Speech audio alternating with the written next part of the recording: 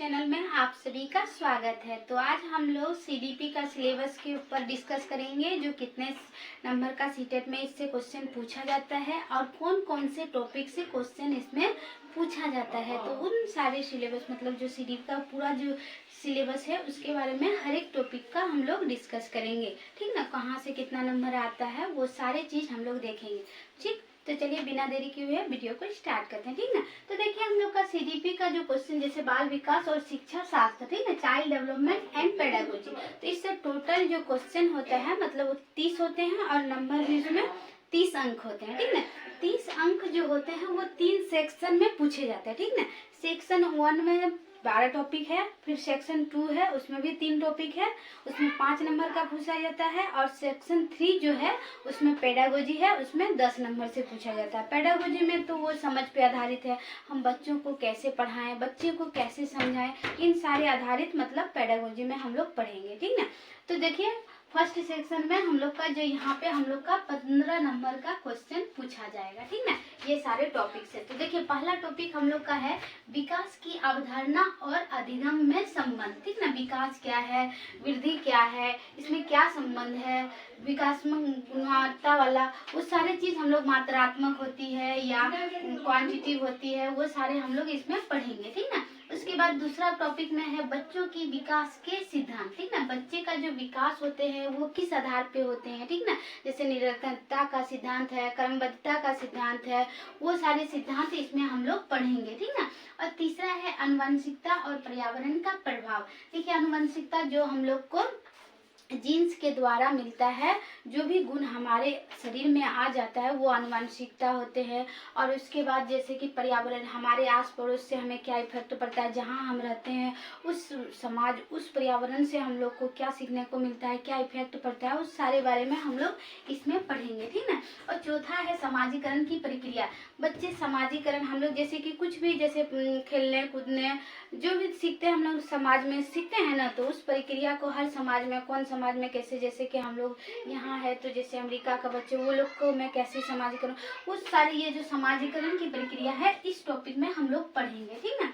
उसके बाद पचमा देखिए जो हम लोग का सिद्धांत है, यही सबको ज़्यादा पढ़ना है, ज़्यादा मतलब साफ थ्योरी को पढ़ना जरूरी नहीं, जो दिया है सिलेबस में बस सिलेबस को आप लोग को देख के चलना है और पूरा बेसिकली उसका कॉन्सेप्ट को क्लियर करना है, और उससे किससे कितने क्वेश्चन आए हैं वो ज़्यादा इम्पोर्टेंट है। जो इस टॉपिक से कितने क्वेश्चन प्रीवियस में आया है वो सबको ध्यान में रखते हुए आप लोग को बेसिक क्लियर करना होगा।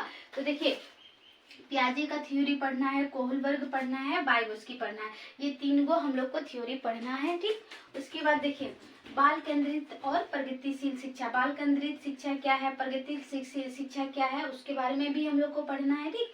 अब देखिए बुद्धि का अवधारणा, बुद्धि क्या है, बुद्धि का विशेषता, बुद्धि के परिभाषा, वो सारे चीज को हमको इसमें पढ़ना है, ठीक। उसके बाद 8 नंबर है बहुआयामी बुद्धि का सिद्धांत। बहुआयामी बुद्धि का सिद्धांत ये भी हम लोग को पढ़ना है, ठीक ना। उसके बाद देखिए भाषा और विचार भाषा और विचार का क्या प्रभाव पड़ता है वो भी हम लोग को पढ़ना है। उसके बाद 10 नंबर है समाजीकरण की प्रक्रिया में लिंग की भूमिका।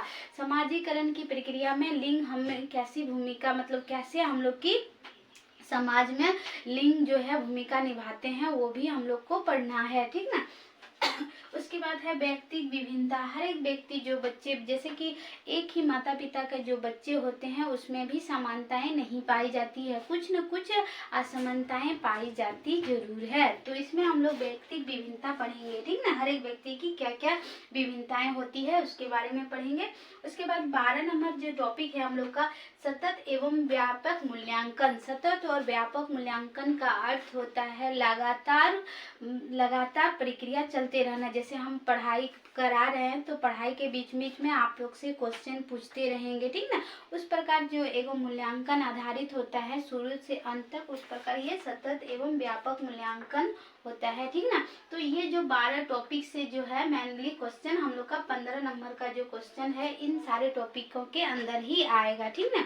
और 5 नंबर का जो सेक्शन बी में पूछा जाता है वो समावेशी शिक्षा, जो हम लोग को सभी के लिए समान शिक्षा का जो अधिकार है उसके बारे में हम लोग को पढ़ना है।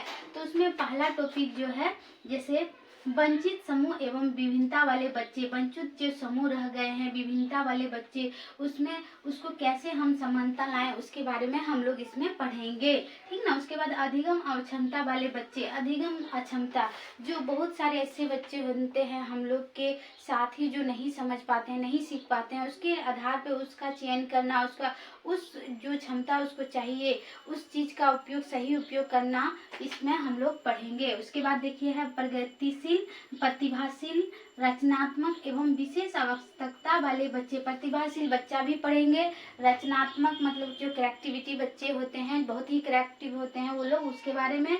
और विशेष आवश्यकता ऐसे बच्चे हैं जो मतलब जैसे कि दिखाई नहीं देते हैं तो उसके लिए अलग व्यवस्था करनी होती है, जो चल नहीं पाते हैं उन लोग के लिए, तो उस टाइप के विशेष जिसकी आवश्यकता होती है उन सारे बच्चों के लिए हम लोग पढ़ेंगे। तो इन तीन जो टॉपिक है, इन तीन टॉपिक से हम लोग का 5 क्वेश्चन पूछा जाएगा, ठीक।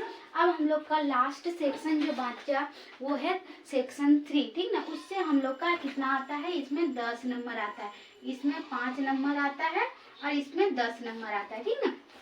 तो 10 नंबर में ज्यादातर ये इसमें जो क्वेश्चन पूछा जाता है उसमें सोच पे आधारित क्वेश्चन पूछा जाता है। जो हमारी सोच, हम अगर टीचर है तो हम बच्चे को किस आधार पे हम पढ़ाएं जो वो समझ पाए, मतलब हमको अपने तुलना, जैसे टीचर के नहीं, बच्चे के स्थान पे हमको उसको रख के सोचना पड़ेगा, ठीक ना।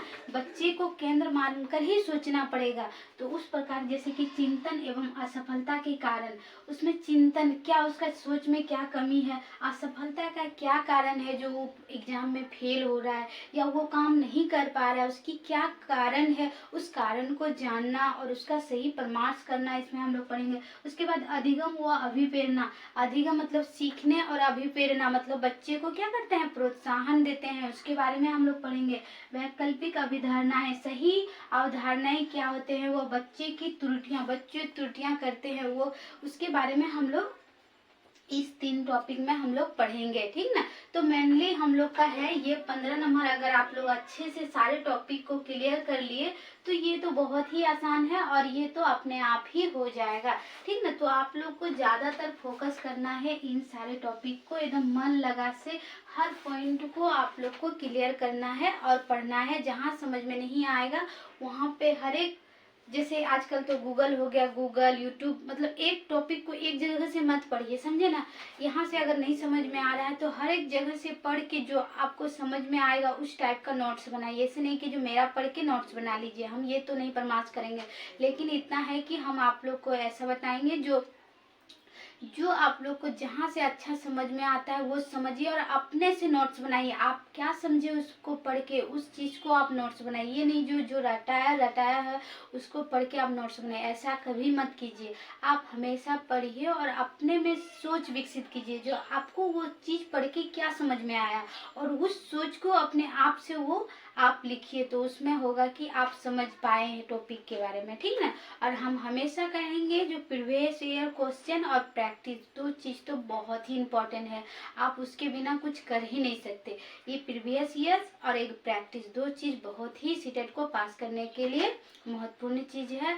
हर एक टॉपिक को पढ़िए, अभी से पढ़िए, मेहनत कीजिए, ठीक ना। जितना टाइम हो आप प्रैक्टिस कीजिए, समझिए, समझ के क्वेश्चन को बनाए। और हम शुरू से बोल रहे हैं और आज भी बताएंगे, जैसे मैथ साइंस के लिए आप 6 से लेकर 10 तक हर एक एनसीईआरटी बुक को एकदम basic paper page bye page पढ़िए और नोट्स बनाइए, ठीक है। तो आज का क्लास यही हम ऑफ करते हैं। आप लोग को क्लास कैसे लगा आप लोग जरूर कमेंट में बताइएगा और हमारे चैनल को लाइक और सब्सक्राइब अवश्य करके जाइएगा। तो थैंक यू, टेक केयर।